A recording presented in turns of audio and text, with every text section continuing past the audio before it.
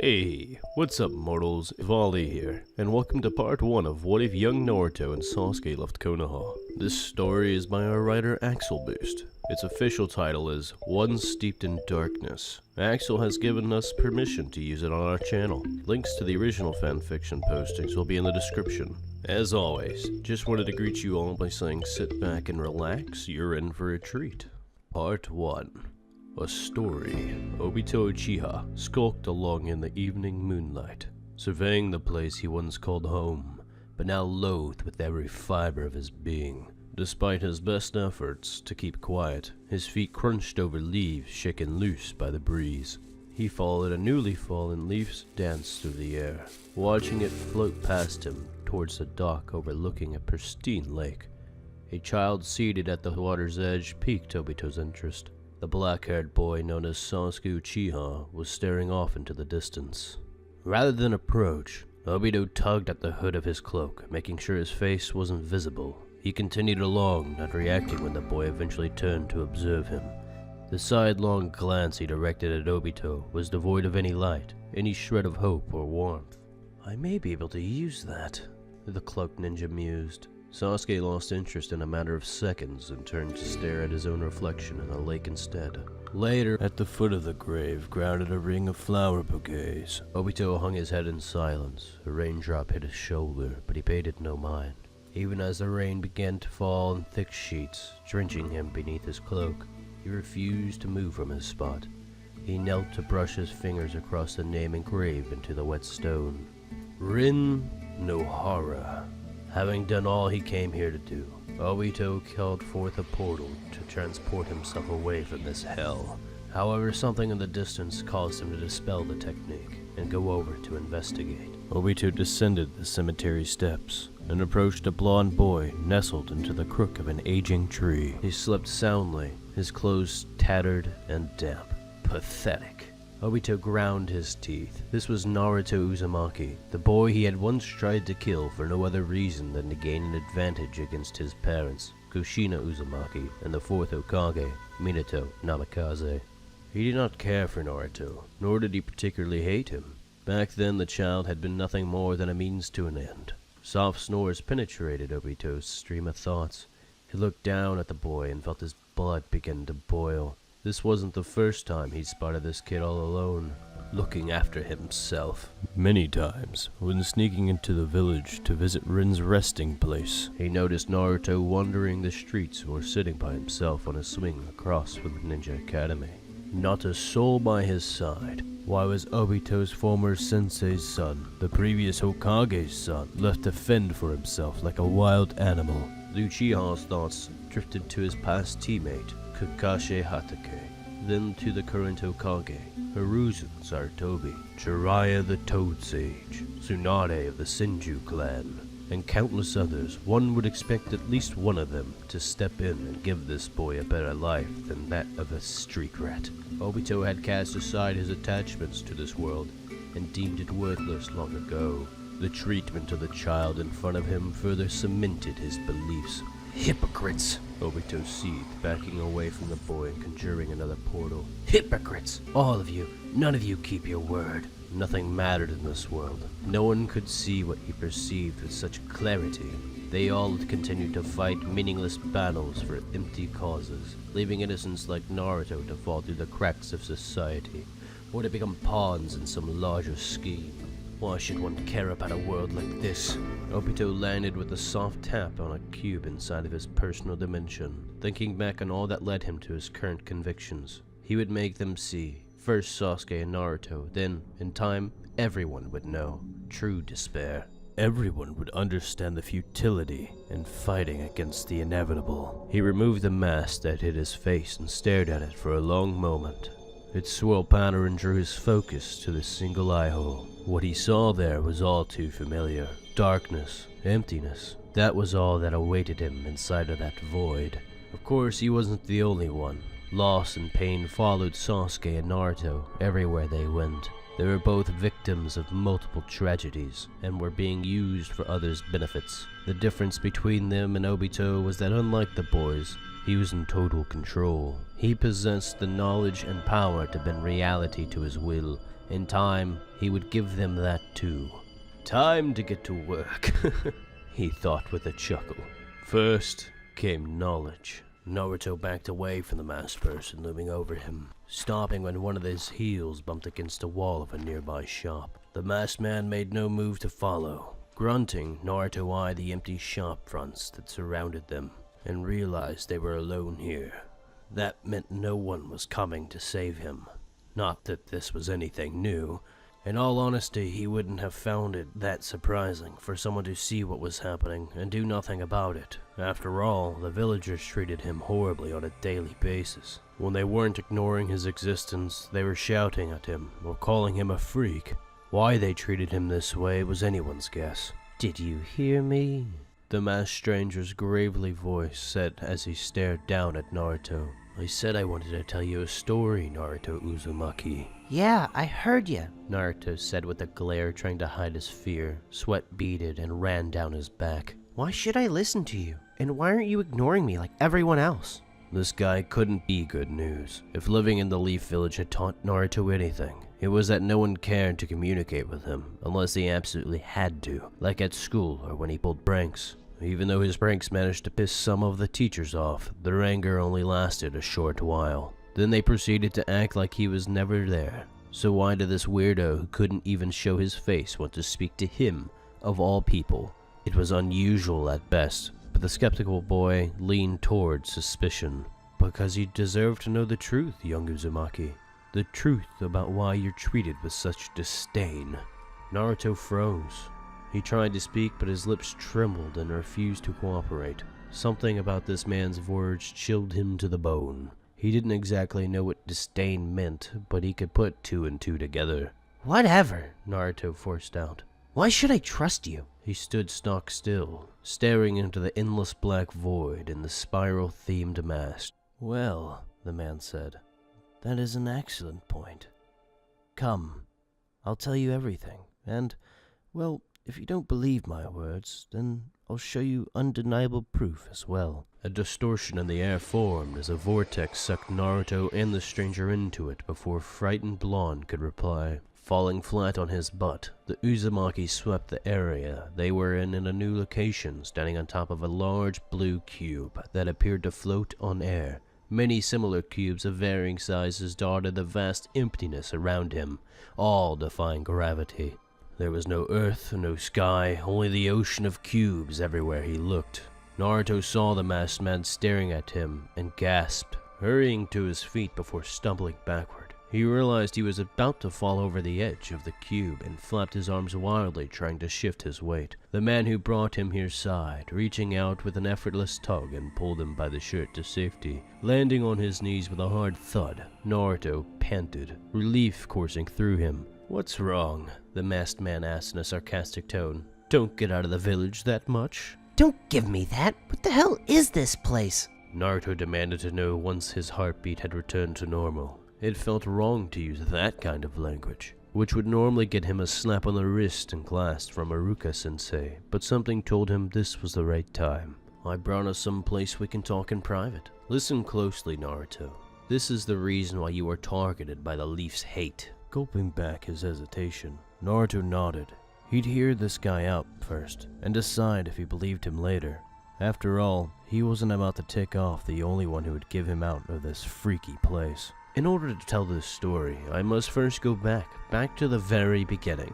Your parents were a woman named Kushina Uzumaki, and her husband, Minato Namikaze, the fourth Hokage. Everything about the world around them was drowned out as Naruto processed the man's words. His impossible words. "The fourth Hokage?" This video is sponsored by Skillshare. With the services Skillshare provides, you can access many in-depth tutorials on basically anything you want to learn. Each class that they have is bound to help you with your creative endeavors. Do you want to learn how to make videos like this one? Do you need to know how to write scripts or edit audio? Skillshare has you covered. With our link, you can access a 14-day free trial. So what are you waiting for? Click the link now and get 14 days worth of classes for free. Link is in the description below. Sasuke turned to observe the cloaked figure approaching him from the other end of the dock. He hardened his stare, seeing that it was no one he recognized. His cheeks were still sore from the pressure of maintaining his fireball jutsu.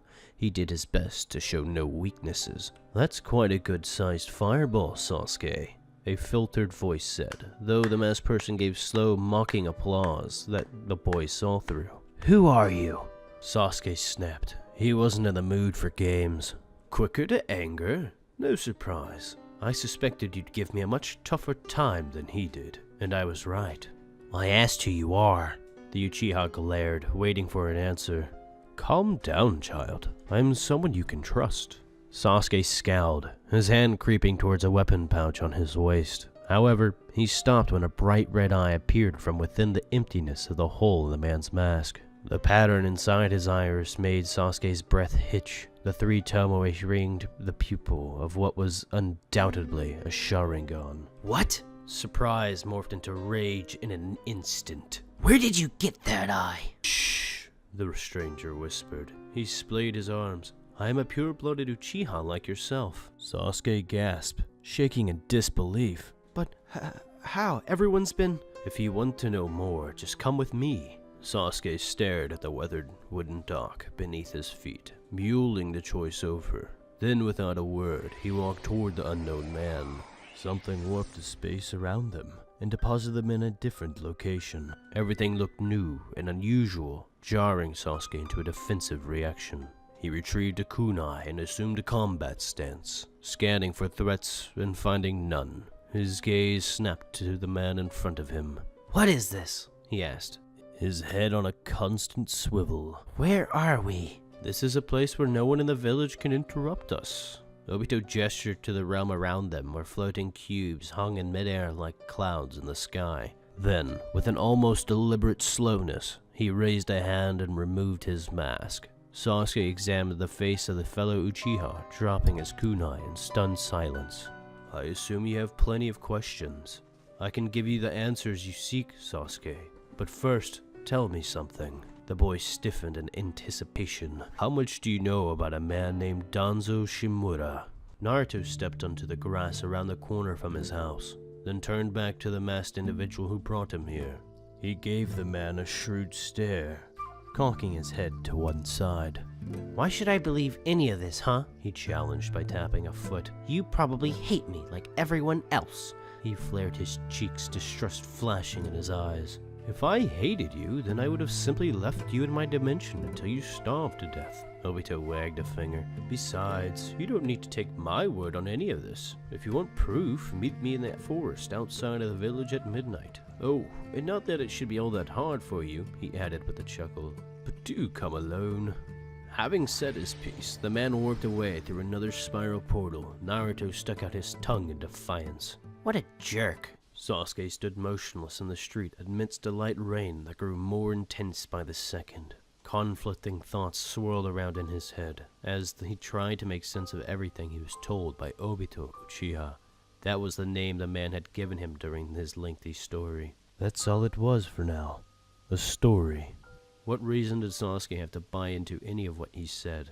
Raindrops burst against Sasuke's skin, but they were nothing more than a background noise against his deafening inner thoughts. He plodded along the damp dirt path home, reflecting on the night he lost everything. The next thing he knew, he was staring at the front door to his apartment. He absently let himself in and slipped off his shoes. Sasuke spent most of the evening trying and failing to get his mind off of what Obito shared with him. It couldn't be true, could it? That's when he remembered something. Something new. He wasn't sure when or how the memory was triggered, but in that moment he knew. Ever since that night, he told himself he must have imagined it, because it was simpler than accepting the reality. A reality that refused to be ignored now. Deep in his bones, Sasuke knew Obito's words were true. One small detail hadn't sat right with him ever since that night of that massacre. Everything Itachi said, everything he did, made what Sasuke saw back then impossible. And yet, that night, as he looked back at his little brother one last time, Itachi cried. Naruto reached the forest on the outskirts of the village and leaned against a sturdy tree, staring up at the starry sky above. He let out a breath, wondering if he made the right decision coming here or not. What if he was right to be suspicious? It could all be some big joke just to make him wait out in the cold all night. Or maybe the masked weirdo and some of his friends were going to ambush Naruto here and beat him up. A tense feeling in his chest kept him from doing the smart thing and going back home. Sure, leaving made the most sense, but no matter how shady the man seemed, he had done one thing Naruto still couldn't get off his mind. He acknowledged him. This guy came into the village looking for him. While it wasn't exactly the same as needing him or wanting to be his friend, it still made Naruto feel good inside. A smile worked its way on his lips as he thought back on their conversation. The man approached Naruto all on his own, and he never treated him like a bother. Whether all the stuff he said about Naruto's parents was true or not, it didn't really matter. Someone finally saw him. The eerie sound of a portal forming nearby cut his thoughts short. Well, you actually showed up, eh? The cloaked stranger stood, obscured by the shade under the tall trees. So what's the proof you were telling me about earlier? Tonight you'll get all the answers you're looking for, Naruto Uzumaki. We're going to take a trip into a building where the Leaf keeps its restricted records. That place has a ton of envy guards and barriers around it. How will you? In response, the man conjured a portal small enough for his gloved hand to fit through. Naruto gasped when he felt fingers clasp at the back of his collar. He turned to see that weirdo's missing hand was sticking out of another portal over his shoulder. That's how, the cloaked guy said with another one of his annoying chuckles. Naruto slapped his hand away. Shall we get going? Naruto was surprised to find all of the half-dozen guards surrounding the record-keeping facility knocked unconscious and dumped in a pile outside its perimeter by the time he arrived. What was even more shocking was that he never noticed his guide wasn't beside him anymore. Instead, he'd been more worried about getting caught out here in the middle of the night. That's the last of them, the hooded man said, before nodding toward the building.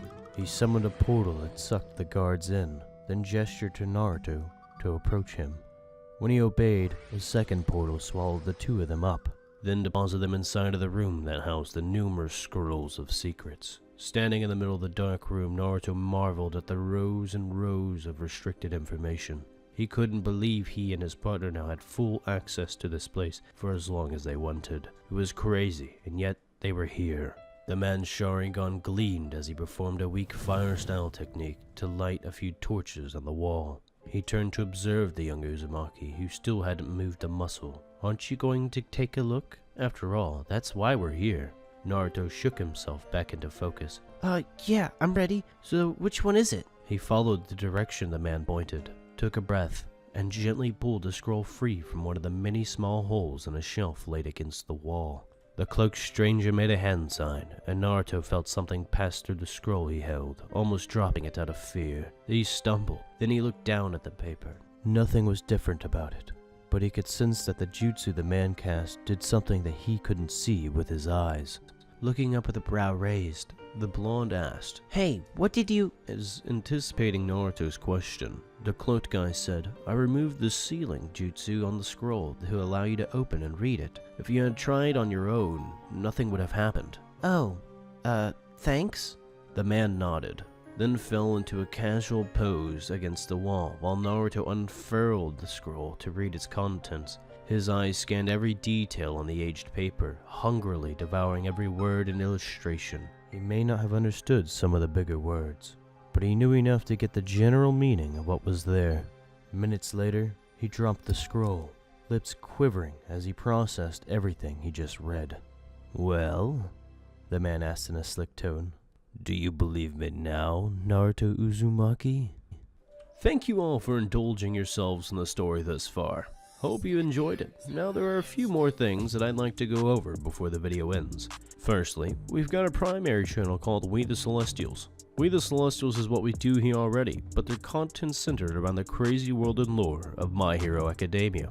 So please, check us out over there if you're feeling in the mood for a roller coaster of quirky content.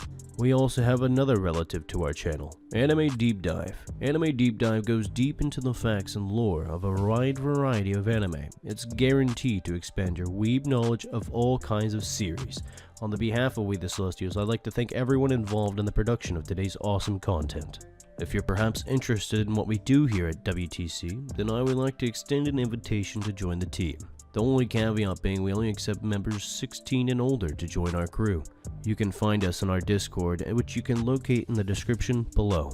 Our Discord is an all-around fantastic place to be, whether you're a fan or looking to join our band of misfits. All you gotta do is hit up the recruitment server and sign up for whichever category of work fulfills your interests. We're always looking for members to join us. Well, that's it for today's video, so thank you all for watching and have a great day.